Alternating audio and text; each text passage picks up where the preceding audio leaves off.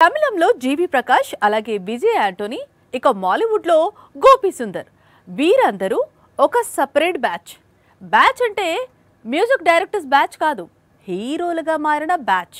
ఇప్పుడు అదే బ్యాచ్ లో కలుస్తున్నాడు Devisri Prasad. Tollywood ultimate rock star Devisri Prasad 25 ఏళ్లుగా మ్యూజిక్ డైరెక్టర్ గా దుమ్ము రేపుతున్నాడు. తెలుగు సినీ పరిశ్రమకు ఎన్నో మ్యూజికల్ బ్లాక్ బస్టర్స్ ఇచ్చాడు. అలాంటి సంగీత దర్శకుడు ఇప్పుడు హీరోగా మారుతున్నాడు. బలగం తర్వాత ఇమీడియట్ గా ఎల్లమ్మ పేరుతో స్టోరీ రాసుకున్నాడు వేణు.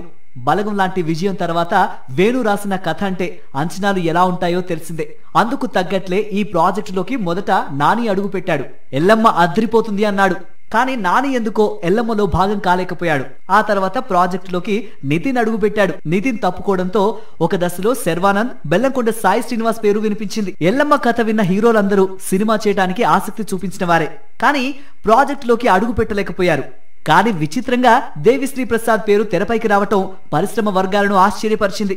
నిజానికి చాలా కాలంగా డిఎస్పీ హీరోగా మారేందుకు ప్రయత్నాలు చేస్తున్నాడు. కానీ అందుకు తగ్గ ప్రాజెక్టు కుదరడం లేదు.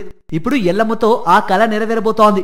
దిల్ రాజు బ్యానర్ లో తెరకెక్కే ఈ సినిమాలో ఎల్లమ్మగా కీర్తి సురేష్ నటించే అవకాశాలున్నాయి. సుకుమార్ దర్శకత్వంలో రామ్ చరణ్ కొత్త చిత్రం వచ్చే ఏడాదే ప్రారంభం.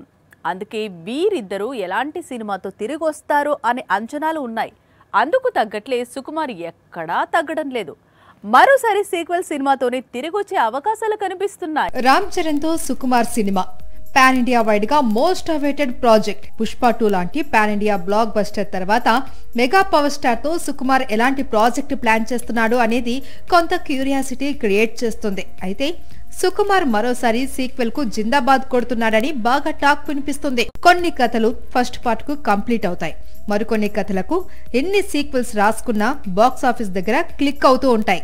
పుష్పకు ఎన్ని సీక్వెల్స్ అయినా తీయవచ్చు అంటూ గతంలో సుకుమార్ ప్రకటించాడు. ఆల్రెడీ పుష్ప 3 ర్యాంపేజ్ లైన్ లో ఉందంటూ చెప్పుకొచ్చాడు. పుష్ప 2 కలెక్షన్స్ చూసిన తర్వాత తాను తెరకెక్కించిన క్యారెక్టర్స్ కు, మూవీస్ కు ఆడియన్స్ నుంచి వస్తున్న రెస్పాన్స్ చూసిన తర్వాత రంగస్థలంకు కూడా సీక్వెల్ తీసుకురావాలని అనుకుంటున్నాడట సుకుమార్. ప్రస్తుతం ఈ రూమర్ టాలీవుడ్ ని షేక్ చేస్తుంది. ఇందుకు సంబంధించిన స్టోరీని దుబాయ్ లో పూర్తి చేస్తున్నాడట. వచ్చే ఏడాది ఫిబ్రవరి లేదా మార్చిలో సినిమా షూటింగ్ స్టార్ట్ కానుందట. నిజానికి రంగస్థలం రిలీజ్ టైంలోనే ఈ సినిమాకు సీక్వెల్ ఆలోచన ఉందని చెప్పాడు సుకుమార్.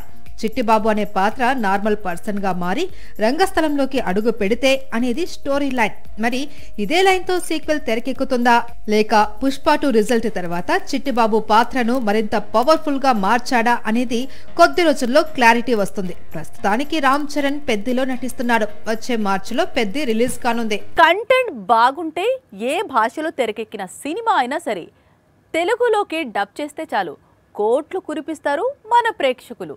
అందుకే ఏళ్లుగా తమిళ, హిందీ చిత్రాలు తెలుగు రాష్ట్రాల్లో కోట్ల కొద్ది బిజినెస్ చేస్తున్నాయి. ముఖ్యంగా రజనీకాంత్ లాంటి స్టార్స్ టాలీవుడ్ను రూల్ చేస్తున్నారు. కానీ ఇప్పుడు ఈ డామినేషన్కు శాండల్వుడ్ హీరోలు చెక్ పెడుతున్నారు. టాలీవుడ్లో మిగతా ఇండస్ట్రీస్ను వెనక్కి నెట్టి శాండల్వుడ్ రూలింగ్ మొదలైంది. తెలుగులో పరభాషా చిత్రాలకు మంచి వసూలుంటాయి. అందుకే టాలీవుడ్ లో తమిళ హీరోలకు పెద్ద ఎత్తున మార్కెట్ క్రియేట్ అయింది. రజనీకాంత్ నటించిన జైలర్ తెలుగు రాష్ట్రాల్లో 80 కోట్లకు పైగా గ్రాస్ వసూలు అందుకుంది. తమిళంలో బ్లాక్ బస్టర్ అయితే చాలు, తెలుగు రాష్ట్రాల్లోనూ బంపర్ కలెక్షన్లు వస్తున్నాయి. శివకార్తికేయన్ నటించిన బ్లాక్ బస్టర్ అమరన్ కూడా తెలుగు రాష్ట్రాల్లోనే 50 కోట్లకు పైగా గ్రాస్ అందుకుంది. ఇలా చెప్పుకుంటూ వెళ్తే అనేక తమిళ చిత్రాలు, యానిమల్, జవాన్, పఠాన్ లాంటి హిందీ చిత్రాలు టాలీవుడ్ లో భారీ కలెక్షన్లు రాబట్టాయి. ఒకప్పుడు కన్నడ సినిమాలంటే వారి పరిశ్రమ వరకే తెరకెక్కేవి. కానీ ఇప్పుడు కన్నడ సినిమాలంటే వారి పరిశ్రమ దాటి టాలీవుడ్ వరకు వచ్చేస్తున్నాయి. ఇక్కడ కోట్ల కొద్ది వసూలను అందుకుంటున్నాయి. రీసెంట్ గా sandalwood block buster Kantara chapter 1 Telugu version 100 కోట్ల వసూళ్లను దాటింది. ఒక కన్నడ సినిమా తెలుగు వర్షన్ ఇంత కొల్లగొడుతుందని ఎవరైనా ఊహించారా? అంతకు ముందు మరో sandalwood pan India block buster KGF 2 కూడా తెలుగు రాష్ట్రాల్లో సరాసరి 150 కోట్ల గ్రాస్ రాబట్టింది. చాలా వరకు తమిళ డబ్బింగ్ రికార్డ్స్ ను బద్దలు కొట్టింది.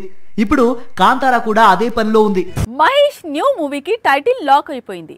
రాజమౌళి టైటిల్ ఫిక్స్ చేసేశాడు అంటూ సోషల్ మీడియా మొత్తం షేక్ అవుతోంది. ప్రిన్స్ ఫ్యాన్స్ కూడా టైటిల్ అదిరిపోయింది అంటున్నారు. కానీ దర్శక ధీరుడు మాత్రం ఎక్కడా కన్ఫర్మ్ చేయటం లేదు.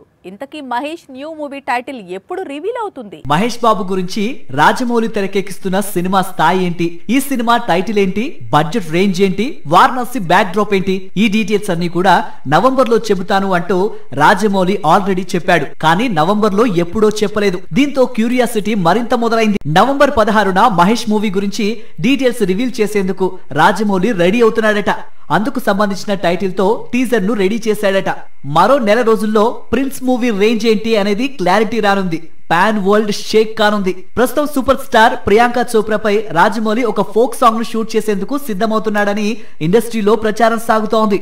2027లో ఈ మూవీ రిలీజ్ కు ఏర్పాట్లు జరుగుతున్నాయి. రాజమౌళి డైరెక్ట్ చేసే ఇదే సినిమాపై మరో రూమర్ పుట్టుకొచ్చింది. అదేంటంటే ఇదే మూవీలో మరో స్టార్ హీరో కూడా కనిపించబోతున్నాడట.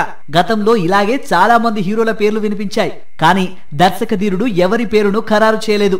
కానీ ఇప్పుడు వినిపిస్తోన్న పేరు మాత్రం ఫైనల్ అయ్యే అవకాశాలు ఎక్కువగా ఉన్నాయి. ఎందుకంటే ఆయన మామూలు హీరో కాదు, యానిమల్ టైటిల్ పెట్టుకుని మరీ సినిమా చేశాడు. బాలీవుడ్ హీరో రణబీర్ కపూర్ టాలీవుడ్ వరకు వస్తున్నాడా? రాజమౌళి డైరెక్ట్ చేస్తున్న పాన్ ఇంటర్నేషనల్ మూవీలో గెస్ట్ రోల్ చేయబోతున్నాడా?